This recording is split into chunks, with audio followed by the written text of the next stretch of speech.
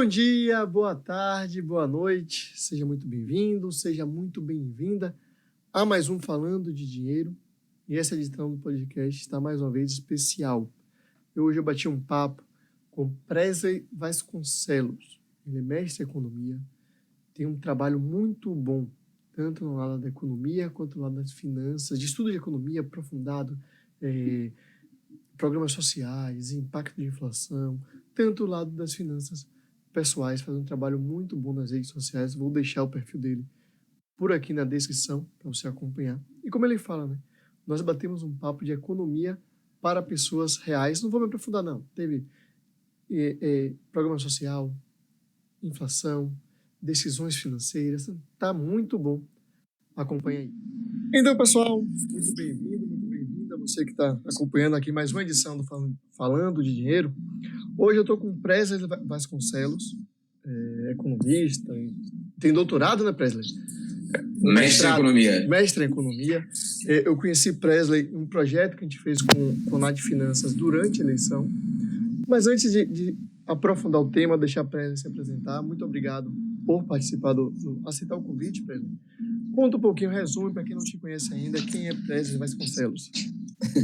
Muito obrigado pelo convite. Para mim é um prazer estar aqui falando com você, falando com a sua galera. Eu sou o Presley, eu sou economista, mestre em economia, economista pela Federal do Rio e mestre pela Estadual de Maringá.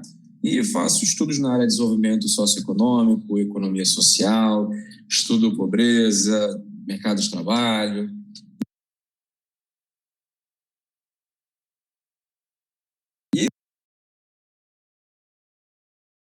E também trabalho criando conteúdo na internet, né? Fazendo umas palhaçadinhas, fazendo patati patatá ali, para levar informação para a galera de uma forma um pouco mais acessível, que a gente precisa falar sobre economia, finanças e pessoas como nós precisam estar falando de dinheiro usando o gancho, né?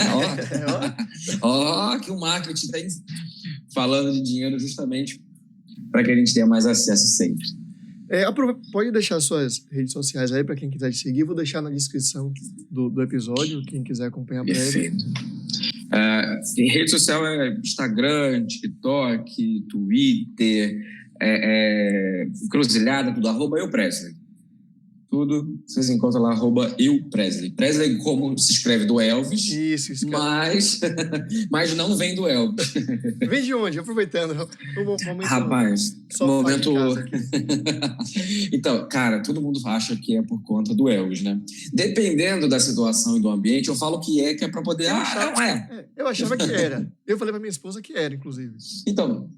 Cara, todo mundo acha que... Fala assim, nossa, a mãe e o pai eram fã de Elvis, né? Dependendo, quando eu tô com pouco tempo, eu falo, sim, é fãzão de Elvis, e deixa a vida tocar. Mas, na verdade, a minha mãe estava lendo um livro na época, e tinha um personagem chamado Presley, e aí ela se apaixonou pelo nome, e aí, grávida com aquele negócio de hormônio, né, não sei o que lá, pronto, resolvido. Botou o nome do moleque de Presley, tô até hoje carregando essa maravilha. Você já leu o livro? Cara, pior que não. É porque eu cresci não gostando do nome. Então eu tenho ainda essa resistência, sabe? Sim. Pra, tipo, eu também tenho medo. Tipo, vai que eu vejo, eu não gosto muito. E foi deixar só na história mesmo. Não, ficou no lúdico. Mas vamos pro assunto da gente. Bora. Você falou da questão, né, de a gente falar de dinheiro. Uma coisa, quando a gente estava na conversa com a Natália, que eu falei que eu acho que o trabalho que a gente faz é um trabalho político.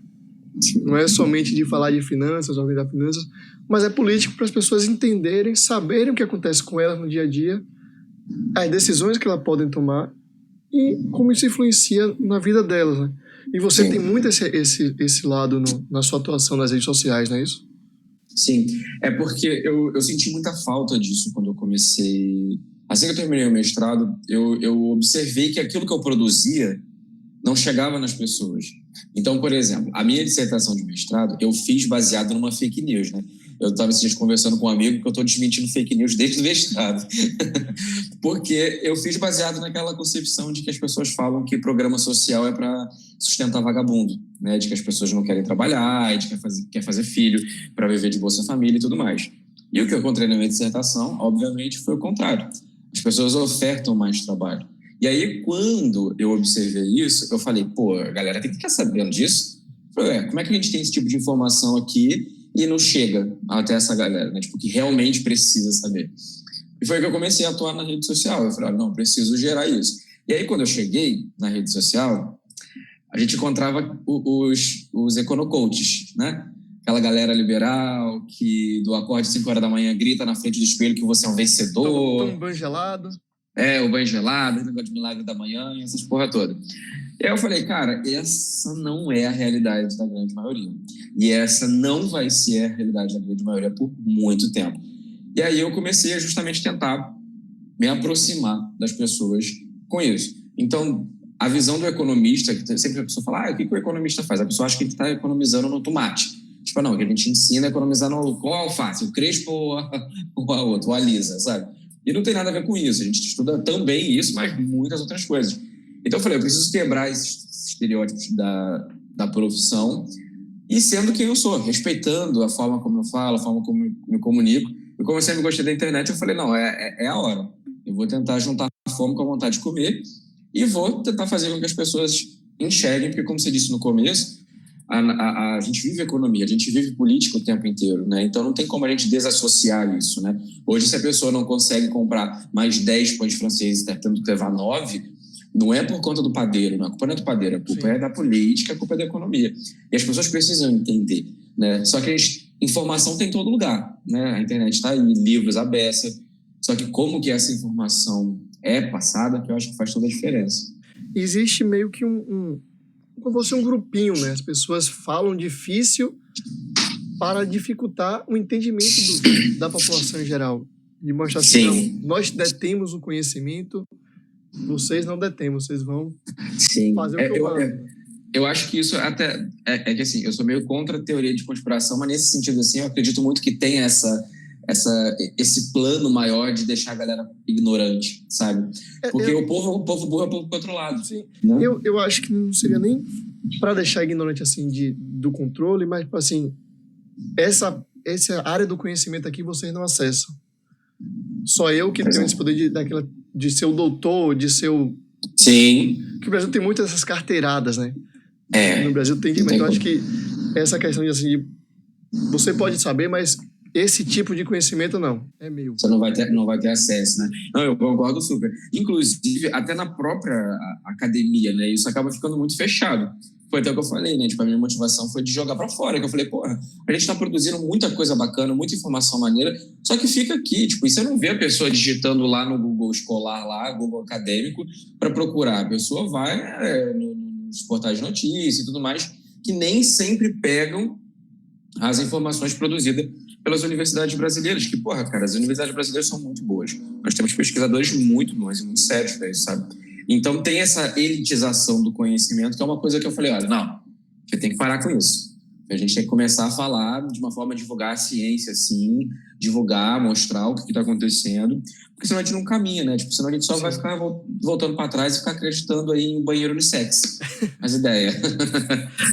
E como é que foi essa aceitação do meio acadêmico com a maneira que você se comunica, com o trabalho que você faz?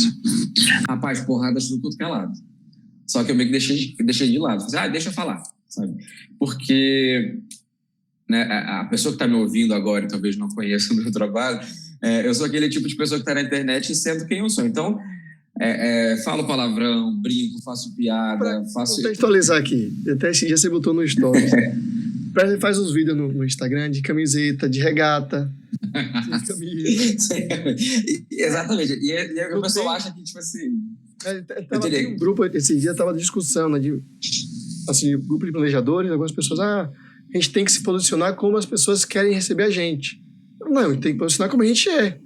Você não tem que fingir que você é alguém, mas tem que ter uma luz desse jeito, a camisa preta, porque todo mundo, você tá de preto aí, não é por isso não. Todo mundo é só camisa preta. Um tema, a pessoa tem que estar coisa. Não, o sonho da minha mãe é esse, tá, cara? Se eu te falar, Rafael, minha mãe fica maluca em casa quando ela vê minhas coisas. Porque pra ela, a primeira vez que eu dei uma entrevista na televisão, eu tava com uma camisa como essa daqui, normal, sabe? Tipo, e ela, como que você não usou uma camisa social, que não sei o que lá? Eu falei, mãe, eu tô falando do meu trabalho, justamente, que não tem essa formalidade. Então, tipo... o que eu recebi de crítica maior da academia foi justamente isso, sabe? como se eu tivesse diminuindo a credibilidade, né? Só que eu simplesmente falei assim, foda-se.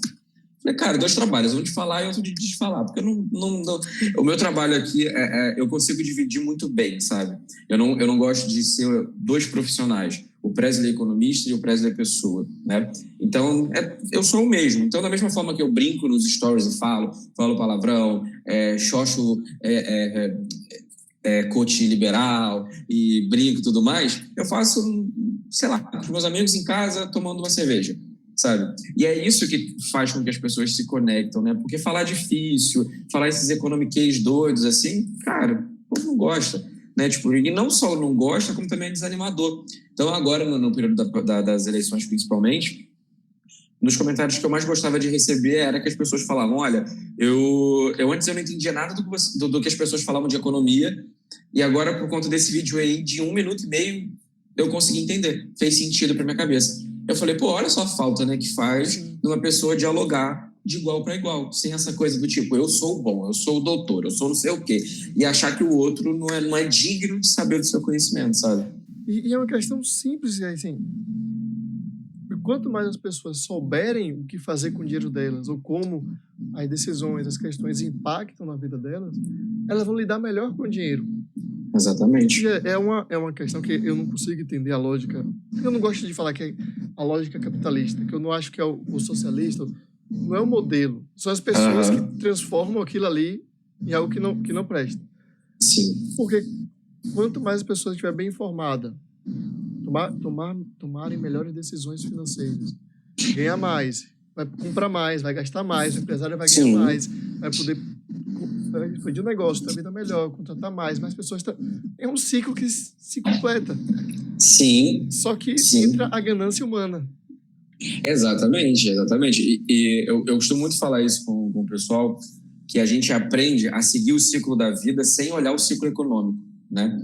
Então, o que acontece? A pessoa, nos seus 20 e poucos anos, 30 e poucos anos, ela fala, pô, vou casar. E já tem a frase velha, né? Quem casa, quer casa. Né? E aí, o que a pessoa faz? Ela compra uma casa no financiamento com uma taxa de juros de quase 14%, né? Que segue, né? Tipo, a taxa de juros hoje, que você vai pagar aí quase que 3 imóveis em um, né? Tipo, levando um. Então, é importante a pessoa saber desse tipo de informação, justamente para ela ter esse tipo de escolha, do tipo, não, beleza, eu quero comprar casa e vou pagar mais caro. Ok, ótimo, a pessoa faz o que ela quiser com o dinheiro dela, mas ela sabe, ela tem aquela informação. Isso, o que não acontece agora. Então as pessoas, elas simplesmente vão lá e compram e falam, pô, taxa de juros. Não, vou pagar um absurdo de caro. Mas ela não sabe que, por exemplo, talvez para o próximo ano a taxa vai baixar. E aí, baixando. Então, essas informações, assim, elas nem são tão divulgadas, acredito também, porque tem uma parcela significativa da população que ganha muito, né? Essa última remessa aí do empréstimo consignado do Auxílio Brasil, por exemplo, cara, isso para mim foi escrever na nossa testa que, tipo, olha, vamos fazer o povo de besta. É algo absurdo. Sabe? Tipo, né? Então eu falei, cara, esse tipo de informação. E aí, o que me deu muito coração, que ontem me mandaram um print de uma pessoa que teve que pegar, né, e tudo mais, e agora de novembro já começou a descontar. Então a pessoa já começa a receber muito menos.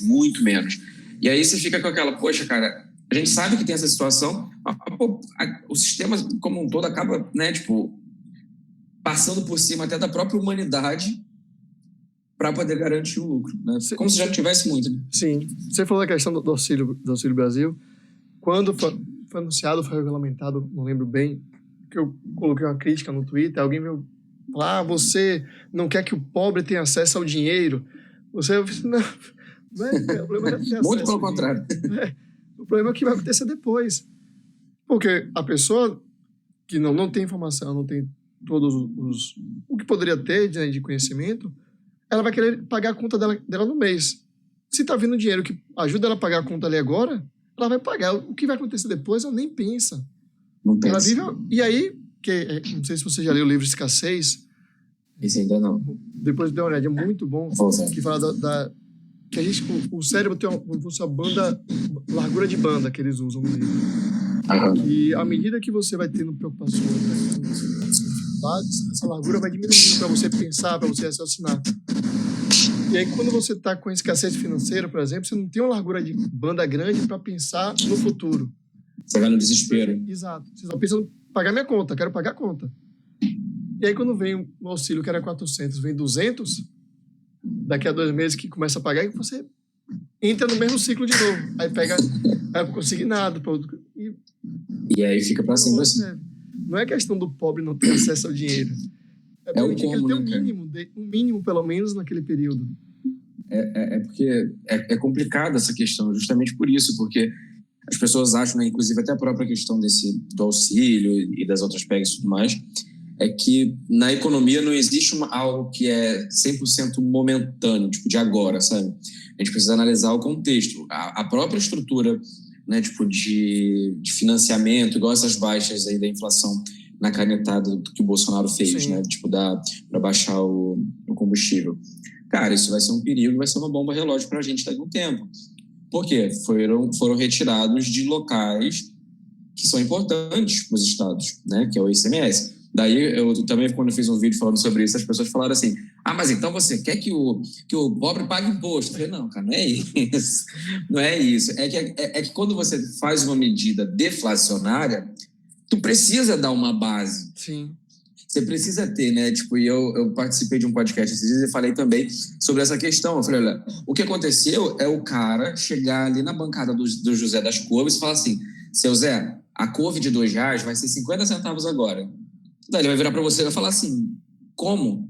Se vira, 50 centavos. Cara, tu vai quebrar o seu Zé. Você vai quebrar a pessoa que trabalha com o seu Zé. Então tem toda uma cadeia. Agora, se você chega e fala, seu Zé, vamos fazer o seguinte, vamos tentar diminuir para 1,50, que eu vou diminuir o teu imposto aqui que você paga em tal local. Pronto, você tem uma política deflacionária decente. Você não pega só na canetada ali, que ainda para fazer uma política eleitoreira e ainda conseguiu perder aí no safado. Né? É o que acontece no congelamento de preços. Né? Exatamente. Muita gente acha assim, por que não congela o preço? Por que não bota o limite? Não pode ser assim. Exatamente, por isso que você tem que ter uma base, sabe? E essa questão do auxílio é a mesma história, sabe? As pessoas hoje nós estamos no recorde de endividamento. Acho que, se eu não me engano, minha falha memória, acho que 80% das famílias hoje estão endividadas. E assim, é muita gente. É muita gente. Então, assim, uma das coisas mais lucrativas hoje deve ser abrir banco. Porque você imagina só, cara, o tanto que o banco vai lucrar daqui para frente. Uma das minhas preocupações agora realmente é isso. Nos próximos, sei lá, os dados que vão sair dos próximos 2, 3 anos de lucratividade de banco, que vai estar lucrando com essa galera que vai estar pagando dívida absurda. Dois pontos que eu queria abordar, mas o primeiro foi mais perto, foi a questão do financiamento que você falou. Que nem tudo é matemático. É o que eu sempre falo. Não é decisão de botar na calculadora e vou comprar a casa ou não vou alugar.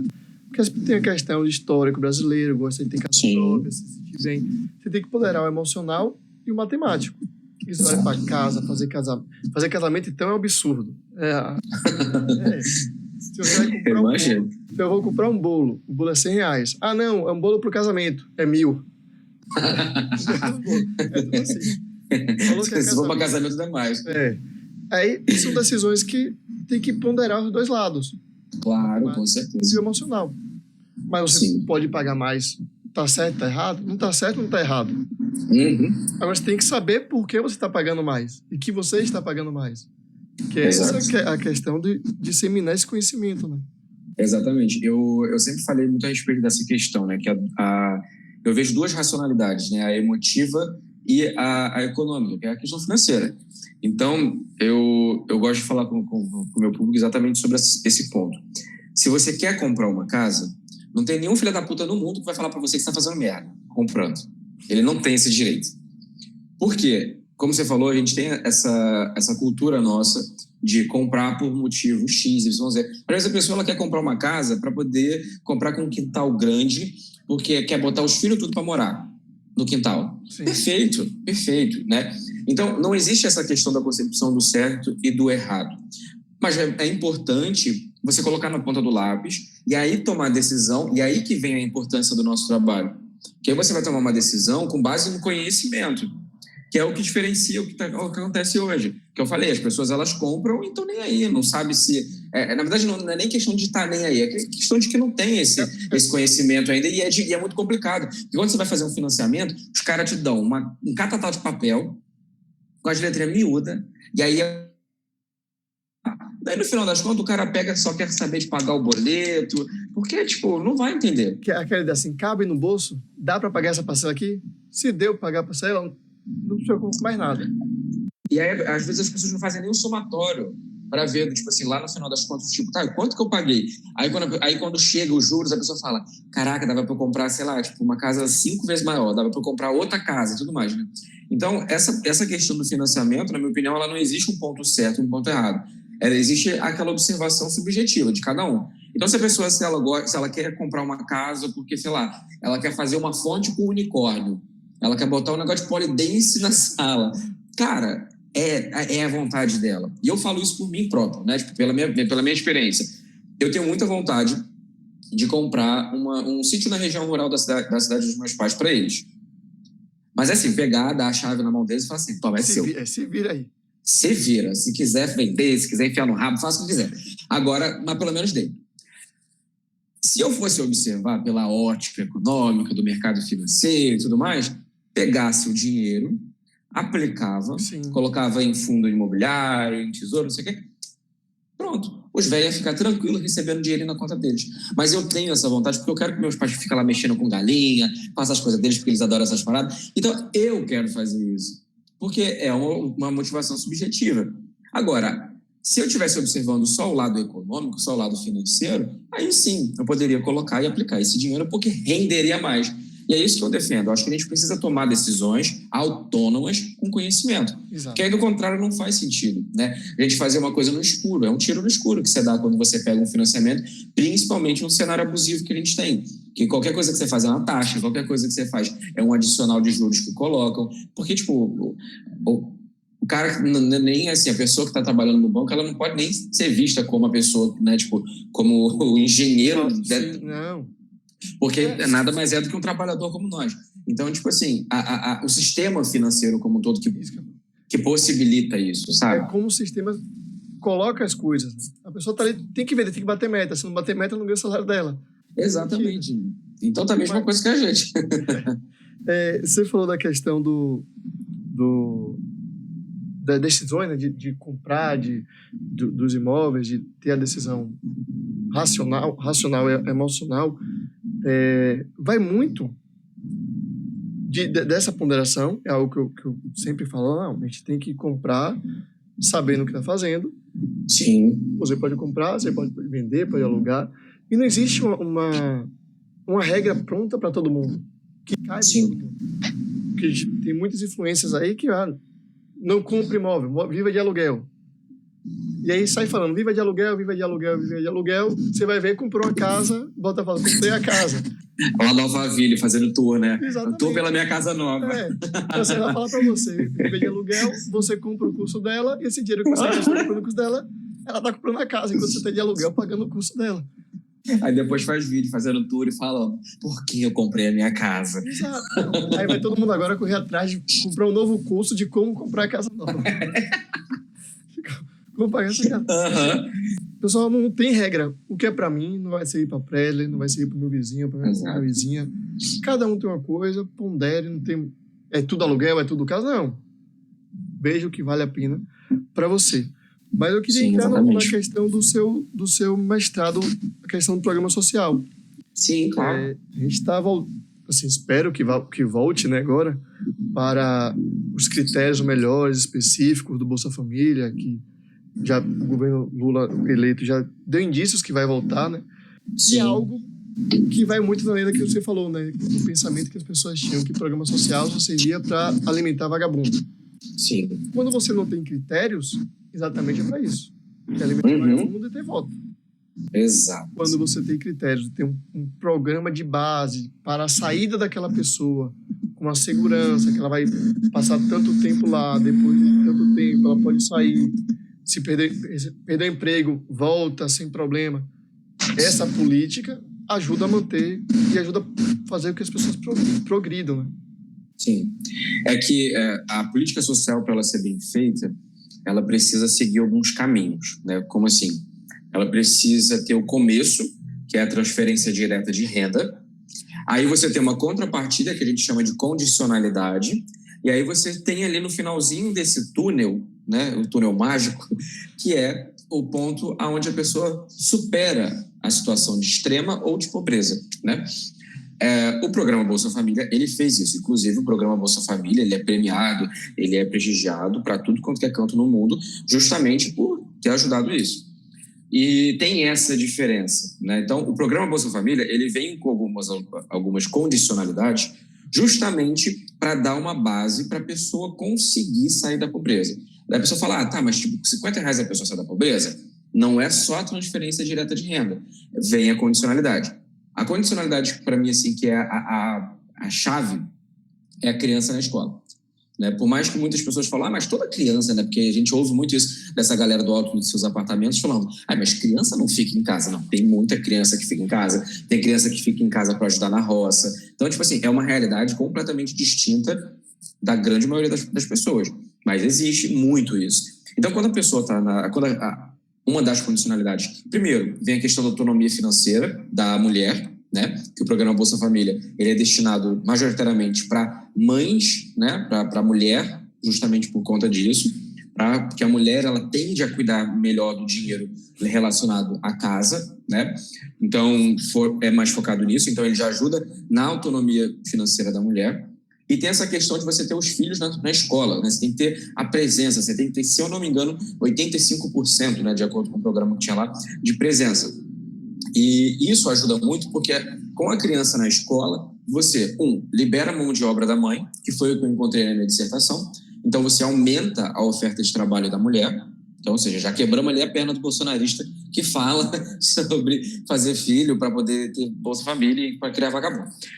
E aí também tem o fato da presença da criança na escola, a questão também da merenda, né? Por quê? A criança ela consegue ter uma alimentação de qualidade. E com essa alimentação de qualidade, você suaviza a questão do SUS, principalmente na primeira e na segunda infância. Né? Tipo, quando a criança está crescendo e tudo mais, então ela tem que ir para uma escolinha, ela vai se alimentando. Então você diminui os problemas de saúde. Então você vai vendo que tipo, um programa vai meio que sequenciando e ajudando e respingando os outros. Fora isso, também tem a questão do CadÚnico, né? Tipo, o CadÚnico, ele é uma plataforma com muita informação e existem vários programas sociais relacionados a ele. Então, você tem programa de capacitação, você tem programa ali, tipo, de acesso a mercado de trabalho, justamente para auxiliar essas pessoas. Então, esse tipo de programa social é interessante, porque ele tem um começo, um meio e um fim, que é onde as pessoas param. Então, hoje você vê vários exemplos de pessoas que na infância foram beneficiários do programa Bolsa Família e hoje observam que a situação é um pouco melhor, tiveram acesso a estudo e tudo mais. Diferente do Auxílio Brasil. O Auxílio Brasil nada mais é do que uma coisa eleitoral, né? Então, é uma herança do auxílio emergencial e ele não tem nenhuma contrapartida significativa no sentido de gerar superação da pobreza. Então, de fato, eles estão dando peixe. E não apenas dando peixe, mas sumindo com a vara. Eles pegaram a vara e jogaram lá no lago atrás do que você está pescando. Então, tipo, não tem nem condição, sabe? Que era a crítica que eles faziam ao Bolsa Família, né? Não pode dar o peixe, tem que ensinar a pescar. Exatamente. Ele vai lá e entrega lá os tambaqui pra galera. Ele fala, toma aqui, depois a gente vê o que faz. Porra, aí é difícil, né, cara? Eu acho que o grande ponto é esse túnel mágico que você falou, né? Sim. Ter esse critério para a pessoa evoluir. Assim, todo mundo quer evoluir na vida. Sim. Tem as pessoas acomodadas? Tem. E vai ter Com certeza. Em qualquer classe, qualquer região, qualquer local. Vai ter pessoa acomodada. Como pode ter uma parcela que recebe Bolsa Família e fica em casa sem fazer nada, somente com dinheiro. Como tem herdeiro que recebe empresa da família e fica em casa gastando dinheiro. A diferença é que dinheiro não. Que é mais acomodado que o velho da van? Fica para cima e para baixo, balançando bandeira do Brasil. Isso para mim é acomodado. Ninguém fala dele, né? Ninguém fala. Os dois é que um tem muito dinheiro e vai destruir o patrimônio que o pai, às vezes, ralou para construir. E o outro não tem dinheiro. Exatamente. São dois acomodados. Então vai ter em todo lugar. Sim. O que o programa social pode fazer é ter esses critérios para fazer com que a pessoa se mova. Exatamente. E um dos grandes feitos do governo Lula, principalmente, foi esse ponto das políticas sociais, né? Principalmente na crise financeira de 2008, né? Porque deu muito aporte. A gente sentiu aqui só uma brisinha, se comparado com o restante do mundo, onde que milhares de empresas fecharam, grandes bancos foram para o chão e tudo mais, é que a gente sentiu muito pouco. Obviamente que não foi só pelo programa Bolsa Família, mas foi o que garantiu a seguridade social de uma parcela significativa da população, né? Então, o programa social que o governo Bolsonaro, graças a Deus, vai ter que parar, estava tentando desmontar o tempo inteiro, é fundamental na economia, para fazer justamente isso, para gerar, sabe? Para fazer com que a pessoa consiga comprar, fazendo esse caminho que você falou lá no começo, de colocar na transferência de renda na mão da dona Joana, que vai comprar na venda do seu Manel, que vai contratar mais uma pessoa. A política social é para isso. E, assim, até fazer um alerta importante, a gente está gravando aqui, a gente está em novembro de 2022, o governo Lula não começou ainda. A gente está elogiando Sim. o que a política econômica e social do governo passado que promete que seja feito novamente. Não quer dizer que vai ser mil maravilhas, não, para depois não pegar esse vídeo aqui daqui a 3 anos. Jogar na nossa cara. Não quer dizer que vai ser mil maravilhas, não. Mas a expectativa é que tenha pelo menos um lado social mais cuidadoso, mais atencioso, que permita que as pessoas tenham condições dignas. Não é questão de ser comunista, socialista, petralha, é questão de dignidade. Sim. Até porque o Bolsa Família foi a reunião de alguns programas, inclusive, que vieram do governo Fernando Henrique. Você aproveitou? É questão de dignidade, de como você enxerga o ser humano, o próximo. É questão da justiça social, né? Acho que é algo muito marcante que nós temos aqui na economia brasileira, é a desigualdade de renda, né? Então, a desigualdade é altíssima, cresceu nos últimos anos também, e quando a gente pensa nas pessoas, principalmente as mais pobres, a gente consegue diminuir esse gap, né? Tipo, tudo mais. E aí vem, obviamente, esses discursos desses carinhas da internet, que eu não vou citar nomes para não ganhar processo. Sim. Falar que o problema não é a desigualdade, sim a pobreza, né? Só que, assim, esse é um pensamento liberal para lá de burro, né? Que eu não falo nome, mas eu posso xingar. Vai lá de burro. À vontade. Porque a questão aqui é que as pessoas acham que a pobreza vem... A pessoa abre o guarda-roupa, sai a pobreza, sabe? Tipo, ela vem do nada, sabe? Então, é um pensamento muito medíocre essa de achar que, não tem problema ter desigualdade. Não, lógico que tem problema, sim. Como que a gente pode observar hoje milhões de pessoas aí literalmente milhões de pessoas com insegurança alimentar, enquanto você tem aí fila para comprar jatinho, cara?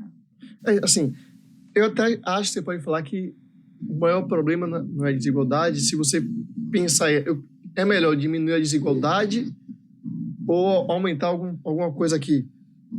É claro que se aumentar o pobre, sair da extrema pobreza, passar a ganhar 5 mil e o rico passar a ganhar 2 vezes mais, vai continuar a desigualdade. Exato, mas pelo menos melhorando o pobre. Só que não é isso que está acontecendo. Porque são interligados, né? Isso. É como se a gente estivesse falando da pobreza, e a pobreza ela tem um braço chamado desigualdade, né? E enquanto houver essa desigualdade extrema, a pobreza ela vai estar ali se alimentando como se fosse um mofo, como se fosse um fungo, né, esse tempo inteiro. Então, e a desigualdade, ela se retroalimenta. Sim. E aí que mora o problema, né? Porque igual você falou, beleza, a gente poderia falar de números absolutos no sentido de o pobre ganha 5, daí o rico que ganhava 100 vai ganhar 200. Matematicamente parece que está quase que a mesma coisa. Só que para ele chegar no 200, nós tivemos que mexer um pouco mais ali nas questões, por exemplo, trabalhistas. Sim. Mexer um pouco mais na questão de renda coletiva. Como chega lá, né? Como chega lá. Então, o problema da desigualdade é que ela não se sustenta sem a pobreza. Então, a pobreza, ela é como se fosse um motor ali em relação a isso. Então, para aquela pessoa se distanciar e aumentar um pouco mais, né, e aí tem muito desse debate do tipo, então, para ter bilionário tem que ter mais pessoas pobres? E, de certa forma, sim, mas não é uma relação de causalidade de 100%. Existem fatos ali que poderiam ser contornados e não é questão de todo mundo. Como você falou, não é instaurar um comunismo, onde todo mundo vai ganhar 5 mil e viver feliz, não sei o que lá, né? Inclusive, até o próprio Marx fala que nós não somos iguais, nós não temos demandas iguais, então não existe isso de socialização da pobreza ou de que todo mundo tem que ser igual, não existe isso. Mas a questão é que quando você não trata da desigualdade, você reforça a pobreza. Então, quando você não consegue baixar o índice de Gini, você tem mais pessoas na beira da marginalização e que vai começando e vai caminhando cada vez mais. Não é... Você pode falar da questão da desigualdade se todo mundo tivesse uma vida digna. Você poderia falar de diminuir a desigualdade, não é o principal. Mas existem milhões de pessoas na extrema pobreza. Essas pessoas precisam ter o mínimo, pelo menos. Sim. Nesses últimos dias ali, eu não lembro o nome deles, né? Mas eu vi dois daqueles liberais da Jovem Clã, né? Naquela rádio, e eles estavam falando uma coisa que mexeu muito comigo. Eu fiquei bem revoltado justamente por conta dessa questão da desigualdade, né? Porque aí, esse ponto da desigualdade que a gente precisa analisar, que é onde me pega para mostrar melhor o porquê que a desigualdade é um problema e não é algo que a gente possa, tudo bem e tal. Por quê? Hoje o pensamento econômico liberal, ele não permite a ascensão econômica das pessoas por igual. Tanto pelo lado da meritocracia, quanto pela questão também de como chegar lá. E eu observei nesse discurso dessas pessoas justamente isso. Por quê?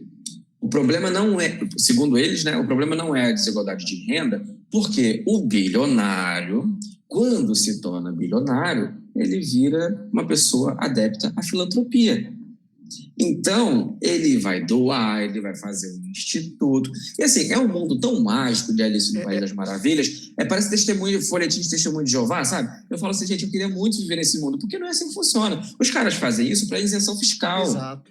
Ele é picado pelo mosquito da filantropia. E aí, esse que é o ponto. Daí eles falam, não tem problema o bilionário ser bilionário, porque ele vai ajudar. Então, essa galera, eles não querem diminuir a desigualdade e também não tratar a pobreza. Eles querem fazer com que as pessoas não vivam na miséria por questões éticas, né? Se assim posso chamar. Mas eles querem que as pessoas não tenham poder de ascensão, principalmente, na minha humilde opinião, como economista que estuda o mercado de trabalho, para ter mão de obra barata a seu dispor para fazer serviços as quais eles não querem fazer. Você falou da questão da filantropia, em que te veio muito dos Estados Unidos. Não é porque o americano é bonzinho, não. Os bilionários americanos são bonzinhos.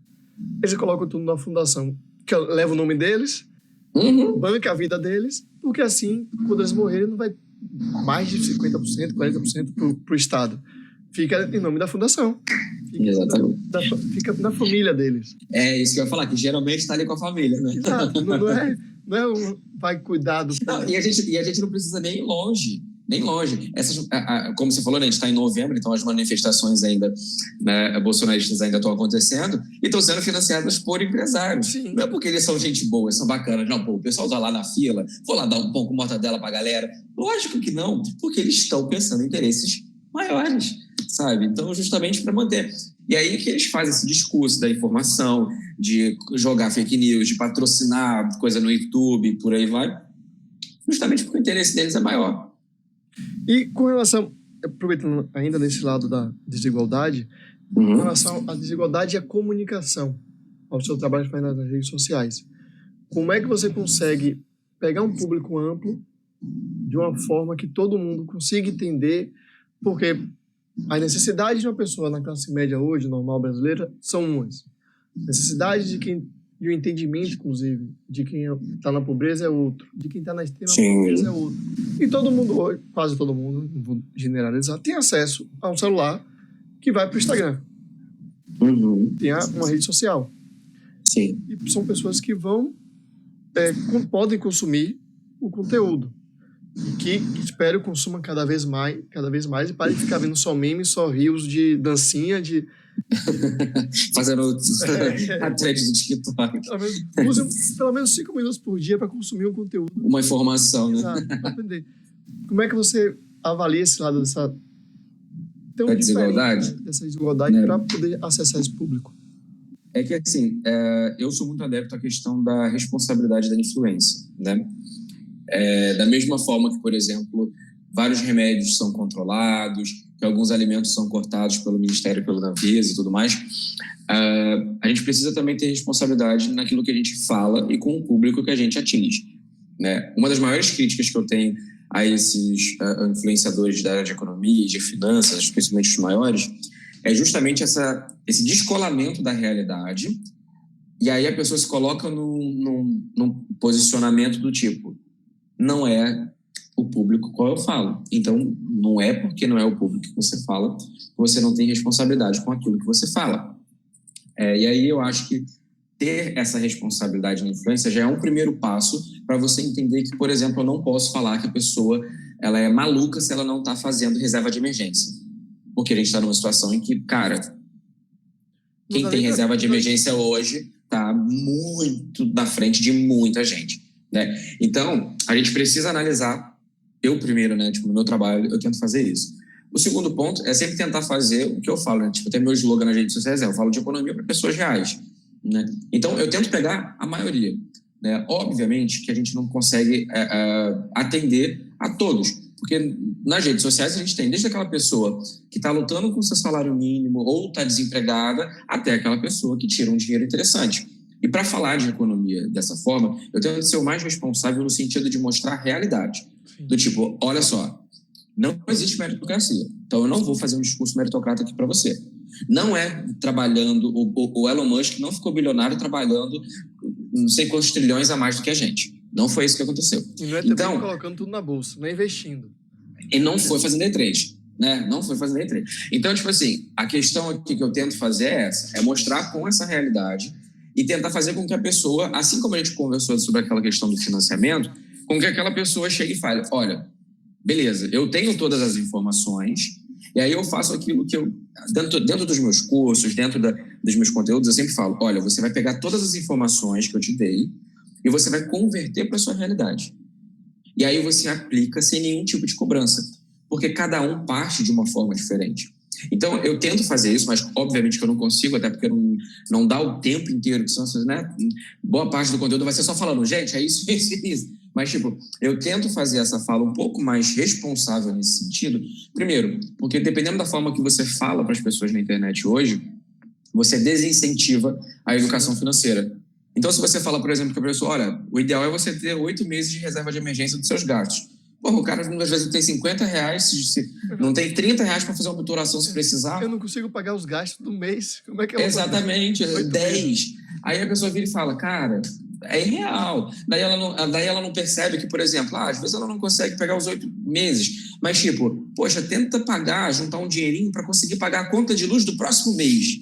Se porventura apertar, sem luz você não fica, sabe? Então, tipo, eu tento fazer esse trabalho de tentar desmiuçar para a pessoa entender que, tipo assim, a gente precisa falar de dinheiro, a gente precisa falar de economia de uma forma realista, de uma forma que faça sentido e não seja tão distante assim da grande maioria.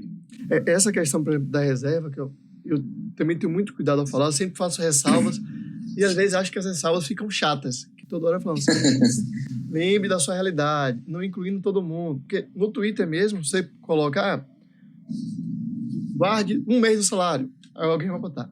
E a pessoa que não consegue pagar a conta hoje? Não é para todo mundo, mas... E o mês de fevereiro, que não é um mês, é 28. Tem sempre essas ressalvas. E, assim, a educação financeira clássica tem esse lado da reserva de emergência. São 10 meses do salário, 12 meses do salário. E como você falou, desincentiva. A pessoa fala assim, pô, eu não consigo pagar a conta de 1 mês, isso aí é para rico. A educação financeira é para rico, não é para mim. E o que eu falo é, guarde o mínimo. R$10, guarde. Sim. Eu guardando R$10 por mês, e você tem 120. Você paga uma conta, pelo menos, no ano que vem. Você não receber nada. Exatamente. Vai guardando o mínimo, o que pode, o que dá na realidade. Tem gente que é 10, tem gente que é 1.000. Sim. Mas aí vai para a realidade de cada um. Exatamente. E eu acho que é importante a gente fazer esse trabalho na internet, justamente porque as pessoas hoje, como eu falei, elas não têm essa tranquilidade financeira e também não tem esse respaldo, né? Porque a gente não aprende na escola, a gente não aprende na televisão, a gente, agora que com esse movimento da internet está aprendendo e ainda vem um Zé Cacete ainda fala besteira para terminar de lascar com tudo, ainda às vezes não ajuda, atrapalha. Então, tipo assim, todo esse contexto, eu acredito que a gente avançou muito como população, né, tipo, educada financeiramente, Mas ainda tem um longo caminho pela frente, principalmente para chegar nas grandes massas, né?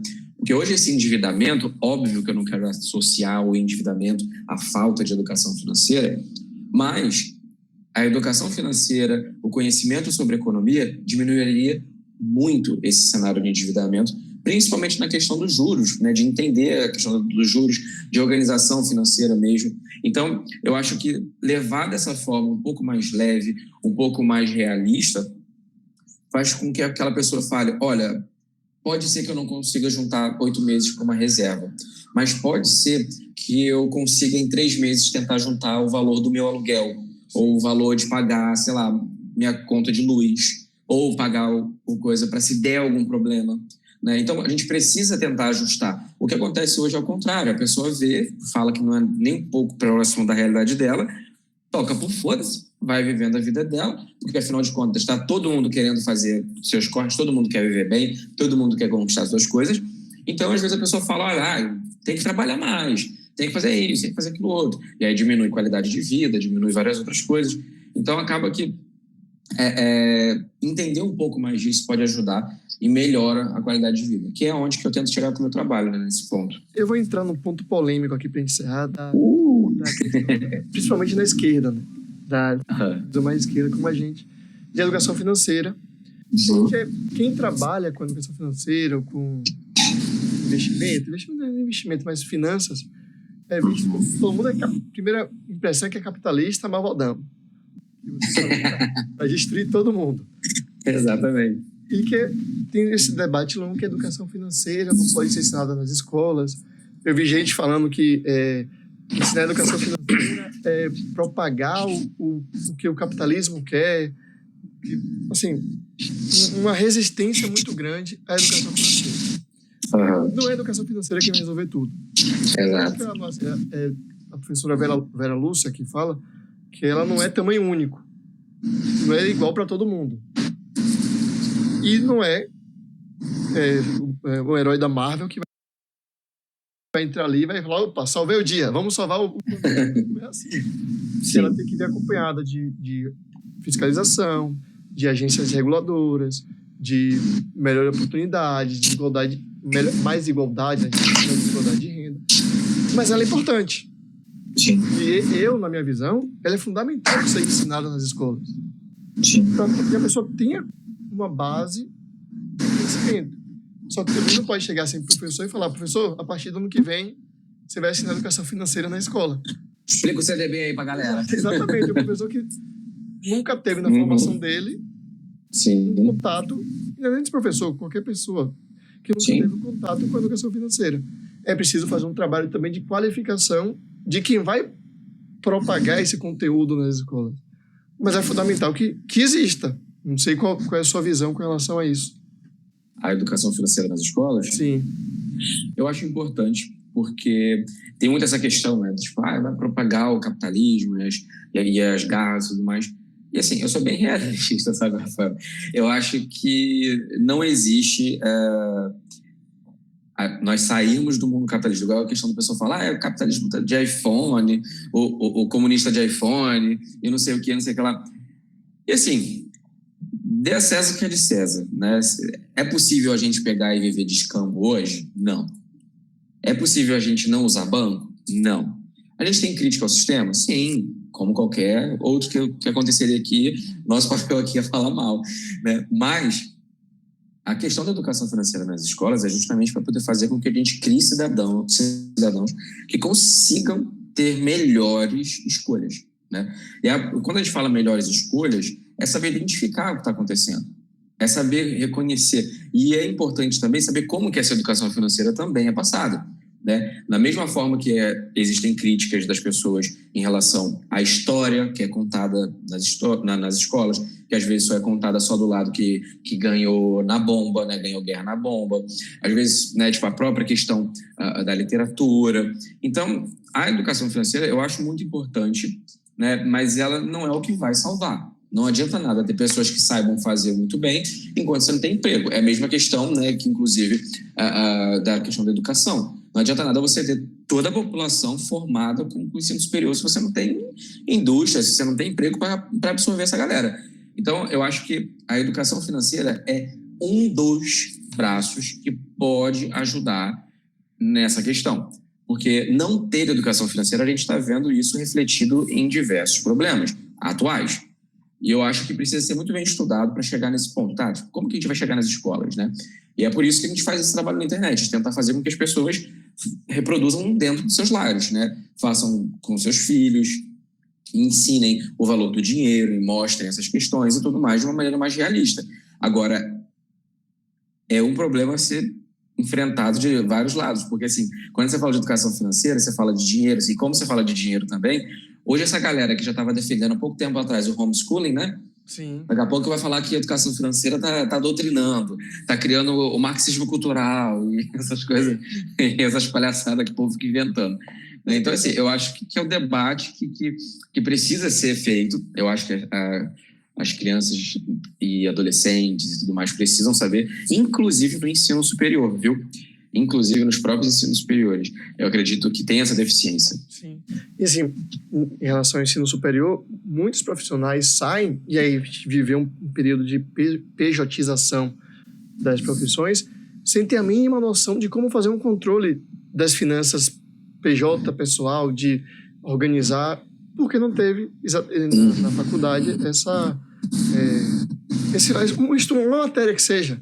Nem que seja uma base, né? Tipo, ou umazinha para não falar que não teve. Exato, que alguma coisa de base. E não é dizer também que ter no ensino superior, ter na escola, vai salvar a população, não. Assim como todo mundo tem educação física na escola, a gente não tem milhares de Phelps, de Bolts, de melhores jogadores do mundo de futebol. Não é isso. Mas é dar um conteúdo para que a pessoa possa tomar decisão. Exatamente. Diminuir problemas, né? Não vai dizer que o conteúdo vai ser aceito por todo mundo da mesma forma, a pessoa vai entender, vai aprender, até porque você chega em casa, não tem comida, como é que a criança vai estudar? Como é que ela vai chegar na escola? Exato. Aprender aquilo ali, né? É você ter melhores decisões, você municiar a pessoa. Sim. A pessoa vai receber e como a pessoa vai aplicar aquilo ali, aí já não pode fazer nada, né? Aí vai de cada um. Mas tá municiando a pessoa.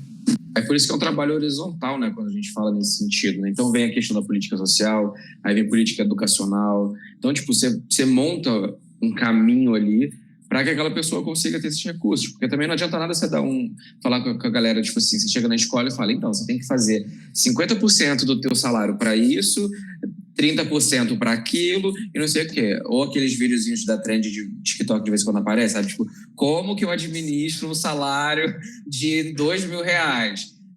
Custos com lar, alimentação e não sei o quê. 30%. Ah, gente, vai pra merda, né? Então, tipo, quando a pessoa faz um negócio desse, eu falo, não, isso não é educação financeira, não. Não vou com calma. Botando 1.800, alguma coisa assim, aí botar alimentação, 600. Isso aí não compra nem a cesta básica direito. R$600 você não compra nem 2 bichos quase. Alguém criticou, como é que isso está fora da realidade e tal. Você precisa ver que o brasileiro vive com pouco e consegue se virar. Consegue se virar porque tem que se virar. Né? É para viver, né? Para existir. Para sobreviver, na verdade. Ele tem que se virar com aquilo ali, não tem jeito. Mas cara... 80% das famílias endividadas. Sim, e continuam endividando mais e mais e mais. Não tem jeito. É surreal, sabe? Então, quando a gente vê essas questões assim, né, surgindo, eu acho que precisa ter esse papel de base, sabe? A gente precisa fazer com que seja um plano horizontal para melhorar a vida da população, principalmente a mais pobre, para que a gente consiga dar suporte na área de emprego, porque o povo brasileiro é um povo trabalhador. A grande maioria das pessoas não querem ficar vivendo de auxílio, não querem ficar tudo mais. Querem trabalhar, querem construir suas coisas, querem viver sua vida.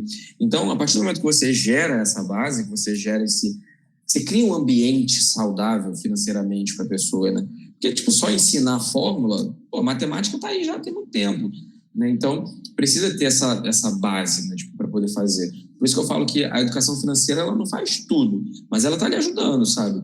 E vai ajudar com outras políticas também. Sem ela, é como a gente está vivendo aí. Ela pelo menos pode ajudar a melhorar um pouco a situação. Sem ela, a gente já sabe como é. Com esses problemas, desigualdade, decisões erradas, você comprar um apartamento e pagar 3. Achar que vai ter alguém no WhatsApp mandar no Instagram, você consegue rendimento de 20% por mês, acha que isso é normal. Cai no golpe de carro, né? Aqueles golpes de carro. Não é transformar todo mundo em milionário, rico, investidor, não. É fazer com que a pessoa consiga entender o que está acontecendo na vida dela. Exatamente. Inclusive até a parte do próprio investimento, né? Tem muitas pessoas que falam, nossa, investir é só para rico e tudo mais. Aí aquela pessoa deixa o dinheirinho na poupança ou deixa o dinheiro na conta corrente do banco. E às vezes ela não sabe que se ela tirar aquele dinheiro e fazer uma aplicação que vai ser tão segura quanto, ela rende muito mais. Exato. Ela consegue ter aquele dinheiro. E não é aquele dinheiro para ela virar dono do meio de produção e não sei o que, né? É aquele dinheirinho que você vai juntando porque, eu quero comprar uma casa daqui a 5 anos, ou porque, sei lá, eu tô pensando em ter filho, ou porque eu quero ajudar minha família. Enfim, qualquer dinheiro, um pouquinho que você tiver, você aplicar. Então, esse tipo de informação precisa chegar na população, para que as pessoas tenham acesso também a esses locais, né? Que também é uma contradição muito que as pessoas costumam falar, né? Tipo, de defender pauta de esquerda, investir. Eu falo, não, a pessoa tem que investir mesmo, porque é o que tem para fazer. Tem que ter autonomia do dinheiro dela. Vai deixar debaixo do colchão, cara. Pra quê, né? Pra perder dinheiro? Não é porque a gente disse que a gente é burro, né? Tem que ter o dinheiro dela ali, aposentou, vai viajar, vai curtir, não vai ficar dependendo da Previdência, que a gente sabe que vai ter muitas outras reformas daqui nos próximos anos. Ela tem autonomia. Exatamente. Fazer o melhor que possível com o dinheiro dela. Exatamente. Prezes, muito obrigado por essa conversa, muito bom. Antes de encerrar, eu quero que você faça propaganda do seu curso. Obrigado. Abertas.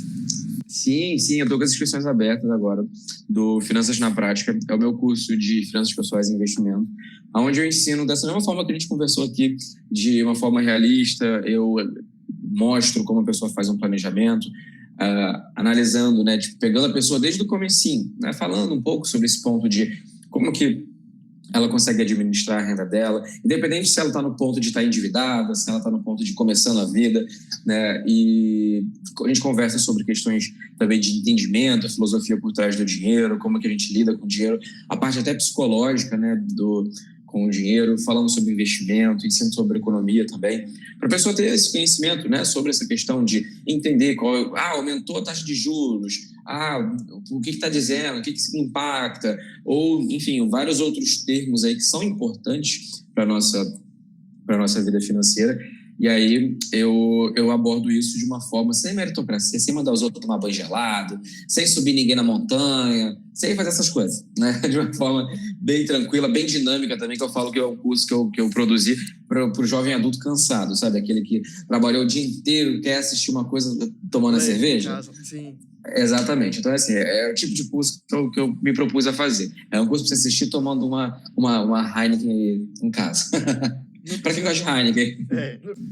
Não precisa acordar 4h44 da manhã para uma live no Instagram. Não. Minha live, quando eu faço, é tudo no horário comercial. Para ninguém ter que acordar de madrugada. Muito obrigado. Vou deixar as redes sociais de Presley na descrição aqui do vídeo, do podcast. Quem quiser acompanhar a Presley lá. Muito obrigado, velho. Boa sorte. Muito obrigado. Muito obrigado. Dias melhores aqui para frente. Muito obrigado pelo convite. Foi um prazer falar com você, falar com a tua audiência. E é isso. Precisando, estamos aqui. Valeu, um abração.